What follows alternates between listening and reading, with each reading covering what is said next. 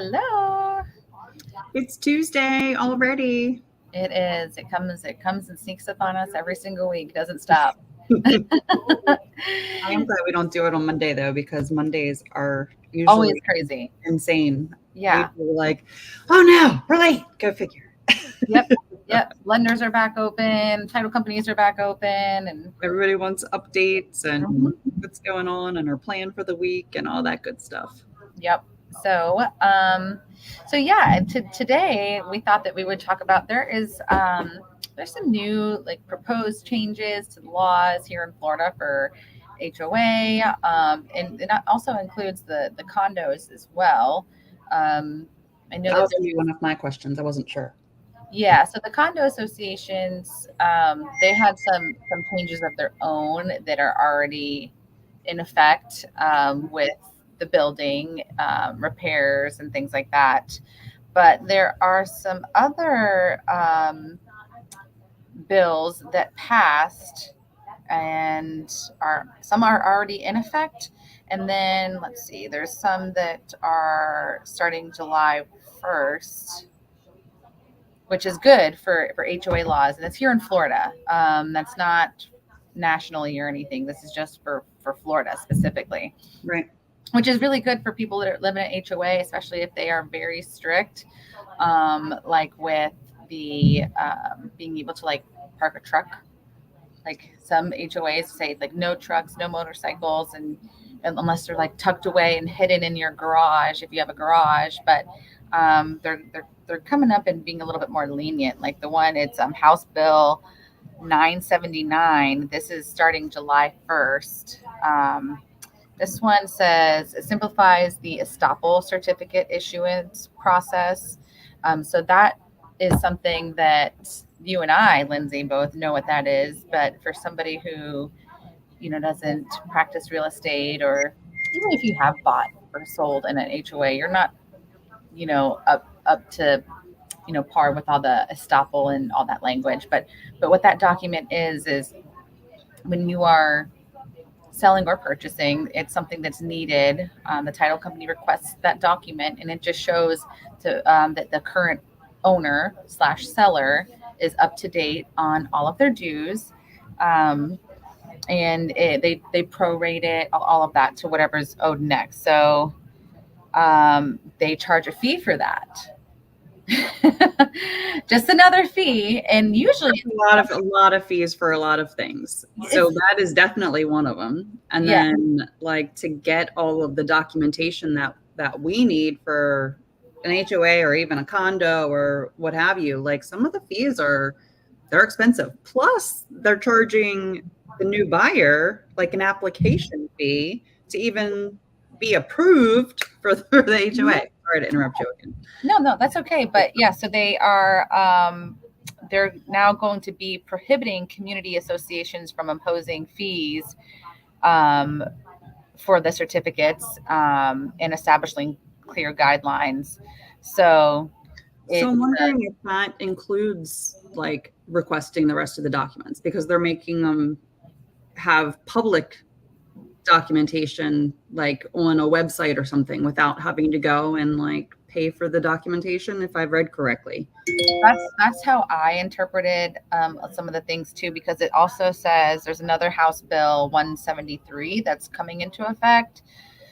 Let's see. It says it mandates the incorporation of homeowners associations as corporations and sets robust guidelines for legal actions and fiduciary responsibility. Um, so it makes sure that they act in the best interest of the community, which is Right. good. There's a couple more proposed bills that don't have a date that they're going to be in effect, or that they aren't. These are the ones that were already signed into and they're coming up in just next week. They're going to start.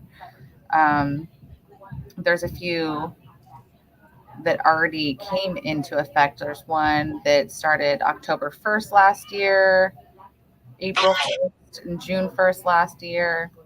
So there's a lot of new changes that I think some people don't know. And when I was reading through these, um, I was also kind of surprised some of them that I didn't realize what was happening or that had already come into play. Well, some of the ones that I was reading, so some of them have taken place, and then more are taking place. Like Mm-hmm. this one, the one that I was mentioning, like the website and digital records, January 1st, 2025, which we're, believe it or not, like it's going to be here Fast before we know approaching. it. Right, it's coming. That they'll require all HOAs that contain 100 or more, I guess, homes in their community to maintain a website and host digital copies of the association's official records, including all of the notices of the meetings. So usually within the community, like you'll see HOA meeting, da da da da, but that's really the only place that they kind of post it, unless there's oh, I went thumbs up and came up on the screen. So like if you're not already in that community, you don't know when those HOA meetings are, or like if they're making any changes or the minutes from it or anything really, even when you live in the community, unless you go to those meetings. And I think a lot of changes when people aren't able to attend or to be involved in those should be posted. Mm-hmm. Instead of usually you find out by getting a notice in your mail saying, "Hey, guess what? We changed it, and now we're finding you because you're not abiding by the HOA rules," which is another one of the processes that they've put in this list here, revised finding process of how they need to how they impose the fines for whatever, leaving your garbage or Notice first, not just send you a bill. yeah. I mean, I live in a pretty strict HOA, and it's got its pros and cons for sure. But if we don't abide by the things that they're asking us to do, it's a pretty hefty fine, up to like 100, depending upon what it is, $100 a day. Like think about that. If it's a large project and you're not complying for whatever purpose, or, you know, whatever reason, that's a lot. I mean, $100 a day, Yeah. three cleanings in a month. For doing something at your own house that you own, Mhm. which Yeah. is silly. It's crazy.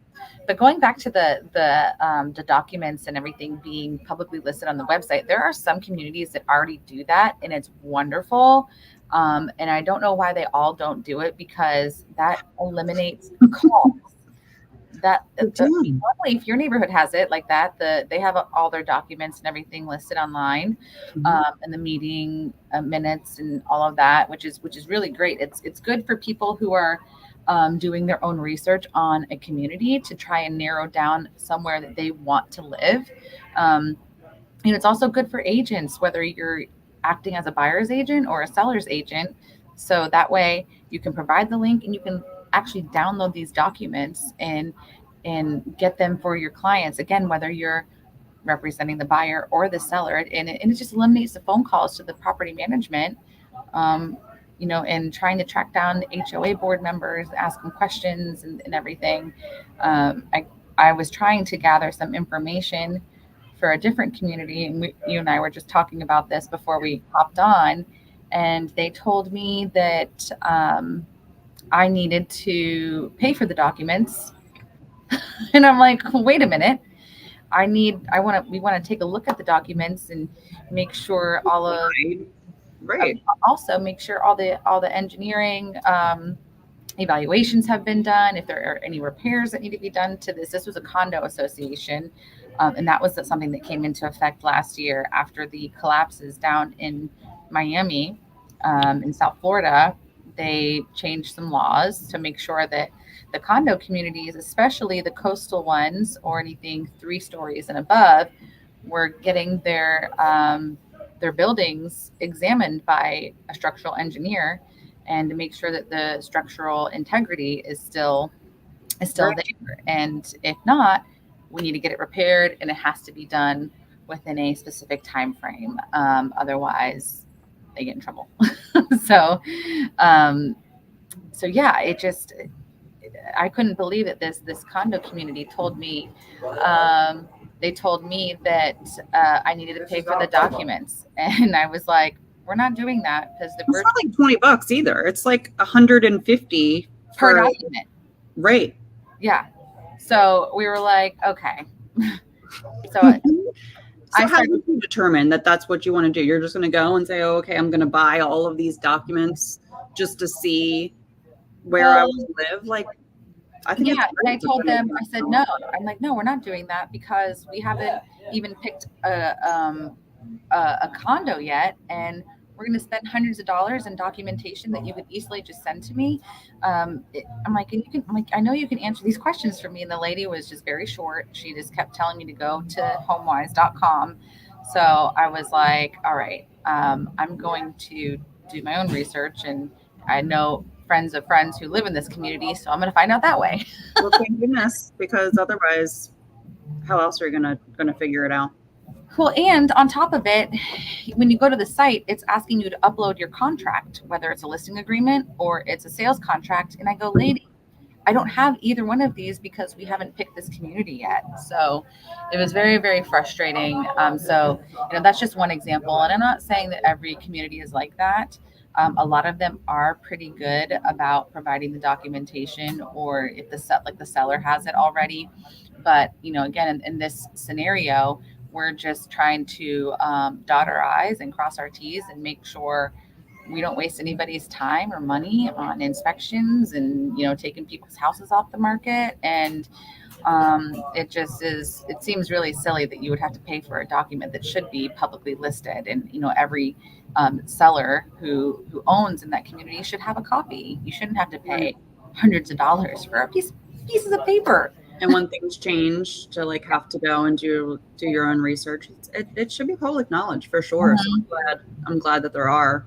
Um, and like it's funny like how on your side you of course are doing, you need that information before they decide whether they're going to buy the house, and on my side of course they're already under contract, but the documentation that we have to supply on the lending side sometimes is intense to Mhm.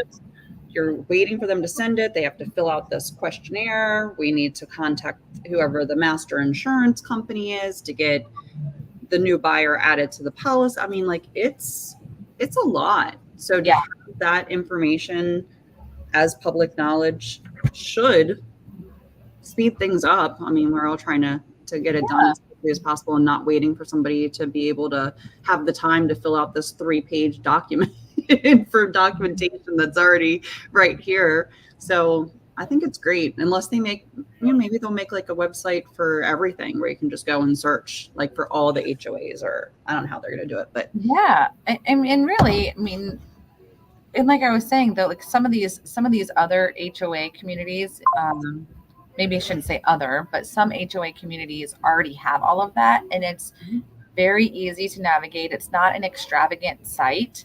It's just a tab, like HOA documents, and it's all there for you. So it's like, oh, okay, I don't truly need to download them and take up space. If as a homeowner, obviously you would need them, but it's something that you could go and click and download, and you wouldn't even have to ask anybody for it. right. So Yeah. some Sometimes are already something's there. wrong. Like Yes, go you. finding the one person, oh, I don't do that. This person does. And they're on vacation for a week. Yep. Yep. Okay. So what do I have to do now? Yeah, it's funny, like just the difference of being able to have immediate access to it rather than hunting it down. Um, Mhm. some other things that I was just looking at this list, um, like making a written note, written request to change or improve. That's another part of it, is that okay? Mhm. So we just for knowledge base, like for my own house, like there's it's silly, like the water comes down and it comes back up because the lip that's there, and I don't have gutters on that part of the house, and it comes up underneath, so we'll call it water damage. But it's been fixed before. So long story short is I got a notice, I don't know, year or so ago, and um, to fix that, not only did they send me a letter, but when I go to fix it, now I have to make a request to be able to fix it. And that was one of the things that are on the list, is that process doesn't have to happen. If it's like something that needs to be fixed, that's in their guidelines, is to be able to go in and actually fix it without having to go through the approval process. Right. Yep. Yeah. I mean, we have to ask about everything: colors, plants. If somebody's working in our yard or parking on a street, I can't have. I had a vehicle with my name on the back for quite some time. I could not park it in certain places. I had to either park it in my driveway or cover it. But there's other, they're getting rid of that too. They're going to be able to, people, like some HOAs won't allow you to have like a truck or a motorcycle. Right. We were saying like literally a pickup truck. So they're changing that, and you'll have a little bit more freedom with the vehicles. They can't prohibit commercial vehicles or other vehicles with visible insignias from parking in an owner's driveway. Mm-hmm. So that's great. I mean, because that deters people from being in certain neighborhoods too. Like, what are you supposed to do if your whole entire vehicle is a commercial vehicle and you use it and that's the only thing that you have to drive? Where are you supposed to park it? Say that you don't have a driveway. I mean, a garage to put it in, or it doesn't fit. Yeah. So you don't live there? You have to park across the street? You have to put a cover for it. Could you imagine having to put a cover over your truck every single day and uncover it? I did. I had to. For the stupid thing in the back. Yeah. Whereas I'd get a notice, and they're quicker our notice. That looks worse. Right. Right. No, this looks worse. Yeah. That's an eyesore to me. Now, and then improvements in your backyard where people can't see, like you don't have to get approval for that. Well, that's cool too. Yeah, I saw that, which I think in a lot of communities it's already that way, but I think sometimes you might get some nosy neighbors if you have work being done in your backyard. I had a friend who, I won't say who and I won't say where. I had a friend who was getting some artificial turf in their backyard, and somebody sent in pictures of the people there. And they called him and they told him that he had to remove it. And he was like, no, this is in my backyard. It's not my front yard. But it was somebody down the street that told on him, and he wasn't doing anything wrong. We have a name for those people. Yeah. We won't talk about it. This one, there's another one, a bill that has actually came into effect last June. Okay. I didn't know that this one was one. It was Bill 252, and it says this law emphasizes the respect for individual choice and autonomy in health-related decisions. So there's no, they're prohibiting any mandatory COVID-19 vaccination proof or mask wearing by business and nonprofits, and that includes. That was a thing. That's crazy. I didn't know either, but they're trying to preserve people's personal freedoms. So I didn't know that the HOA communities may have had something like that. Maybe a condo complex. I guess maybe one that was more like closely knit, or like a lot of the condos, it's one building, so you walk into a lobby and it's almost kind of like a hotel type setup. But they're saying that's prohibited. So even if it's it says if it's a nonprofit or a business, they can't enforce people to show proof of vaccination or mask wearing. So if somebody doesn't want to wear it or doesn't want to show proof, they don't have to. Yeah. If they do, then that's great. Then they do. We'll post some of these links that Kayla was so kind to do some research and find some information. The websites that she sent to me specifically, like we'll put in the comments, but it's not like, it's going to take me 100 hours to read it. Like they're all broken down. They show like the effective dates, and has like, your little bold topics and like a little blurb of what the bill entails. And then of course, if you want additional information, then you can look up that bill specifically by that specific number. But anyway, it's pretty cool.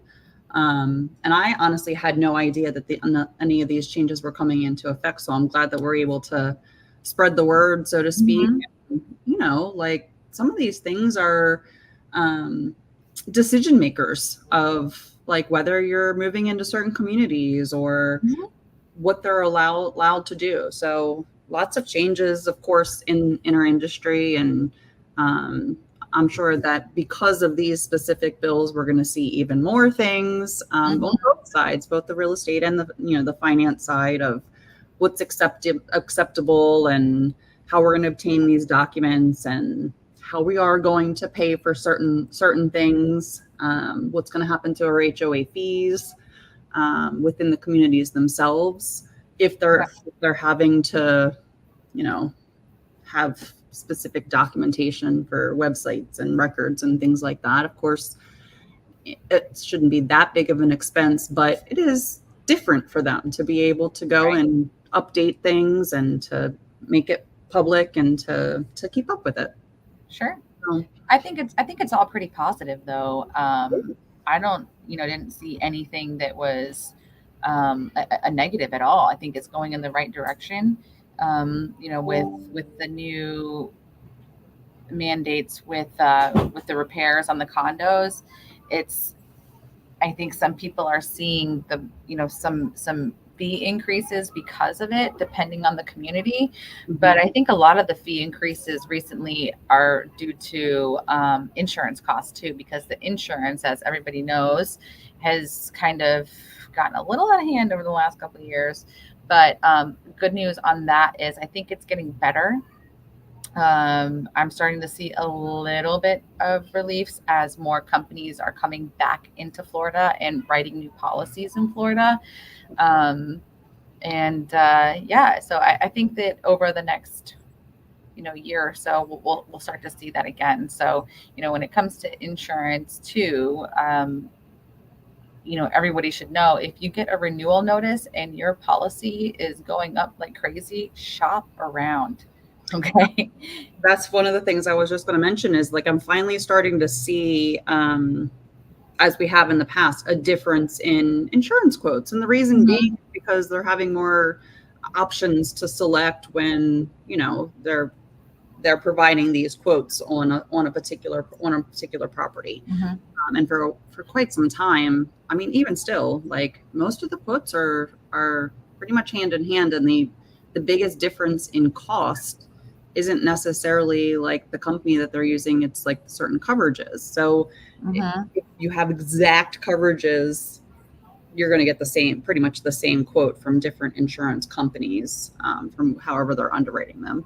Well, I've actually seen a difference in different agents too, and I don't know how they do it or It if used to be very different, and that's why we had a handful of, quotes that we would request, from different agents because the quotes would come back. Honestly, if yeah, you go and send three of them, you're going to get all three back, and they're going to be within, I don't know, a couple $100 of each other, and it's usually just a slight difference. But I have seen a change back to the way that it used to be, is where you have different quotes from different agents, and yes, different coverages and different hmm things that they're able to supply, which it's right. been a while since I've seen that. Yeah, it's nice now Yeah. instead of being like, okay, we got three different agencies and their quotes all came back within like $50 of another, and they all are really high. And now I am seeing some are still on the higher end, but I'm also seeing like a variation by like hundreds of dollars, and even sometimes and it's not even just because it's a different agency. It's like a lot of the times there's through Citizens still, but I'm seeing like thousands of dollars in difference with the same coverage and policy, and I don't know how they do it. I'm not an insurance agent. Maybe Sure. it's something that we'll have to bring somebody on and ask them about it. But I'm like, okay, well, at least I'm starting to see things come down. And I like I said, I don't know how they do it, if we can get the same Citizens quote or the same State Farm quote, same type of coverage, but the prices are just completely different. Right. So, but it's nice to see the variation and that there's options out there that don't just take the first quote that you get. And if it looks high or seems high, it might be. I also want to say, like, if you have a difference in quote, do your due diligence, find out why. Mm-hmm. And maybe one insurance company gave you a certain coverage that you're more comfortable with, compared to another one that like gave more content coverage. So like Right. speak to that insurance agent, so, and educate yourself and have them educate you of, what you're actually getting. They're not all the same, is all I'm trying to say, is that, Yeah, no, I agree. I agree with that too.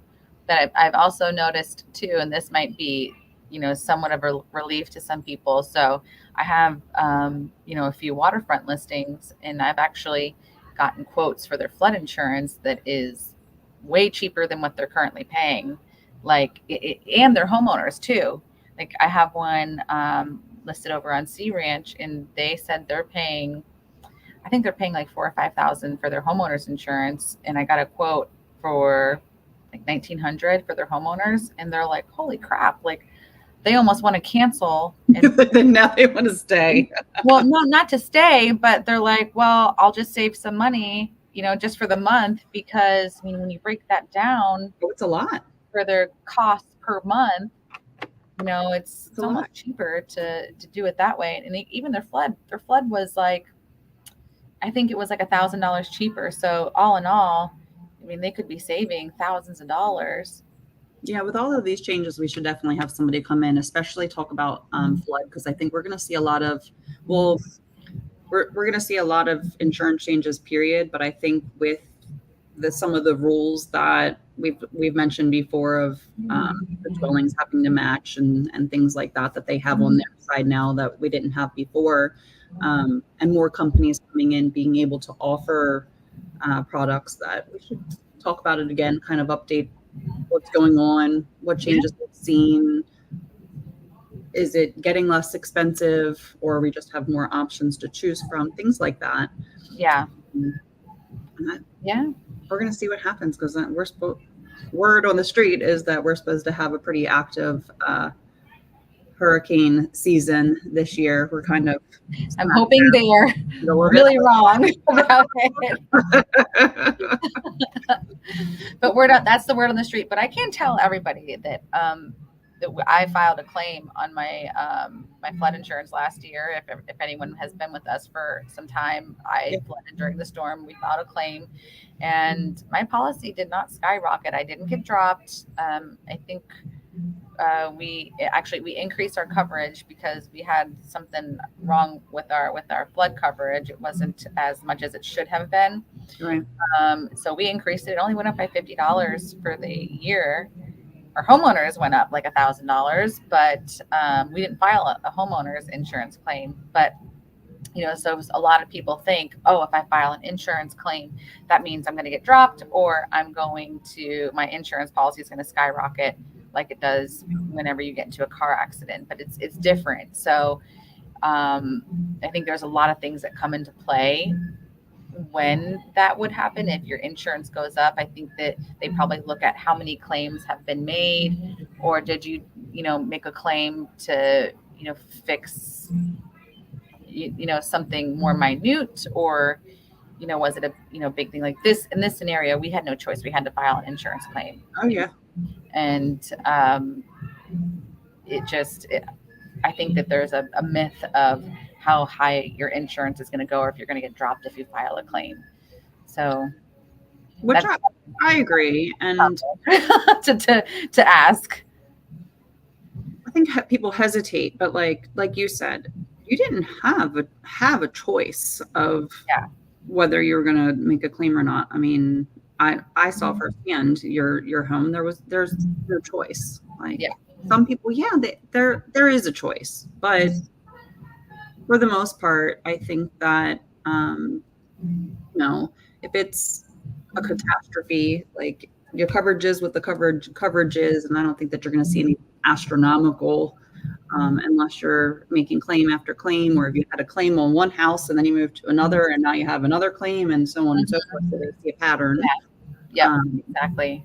so I mean, there's a lot more involved than I feel like people are aware of.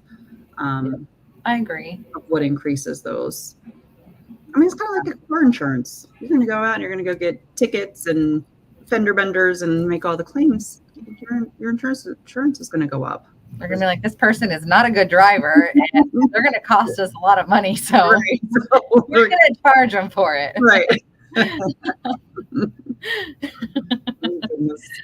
is what it is, I guess. Yep. Yep. But I think all in all, we're moving in the right direction. You know, with HOA rules, with insurance, I think there's a lot of positives that are happening within the real estate realm. I just saw something on the side here that I didn't. I have the articles that Kayla sent. We're going to post. One of the things on here that was just posted at the beginning of the month: new Florida law requires HOAs to adopt hurricane protection measures. So, on this Florida House bill, you're more than welcome to click on that. I found that interesting. We don't have time to talk about it today, unfortunately, but I'm interested in knowing what the HOA is doing, you know, different because of hurricanes that we were just talking about. So that's in there. And like I said, we'll post it in the comments if anybody else is interested in taking a look. So, yeah. All right. Well, I think that is it for today. I think we covered a lot of stuff.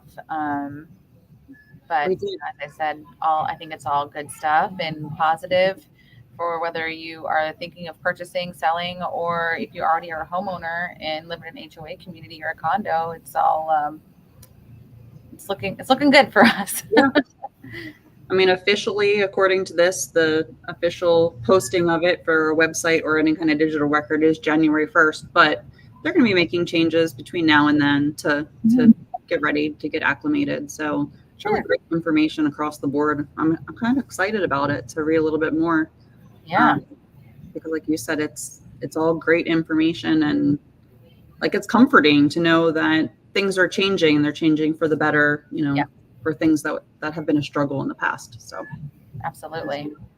All right. Well, like I said, we'll post the links below, and if anybody has any questions or wants to talk about anything that they've read and how it would be affecting them in some sort of way, just let us know. We'll be glad to help you and talk you through it and go from there. All right. Until next week. Tuesday's going to be here before we know it. They will. All right. Have a great day, guys. All right. Bye. Bye.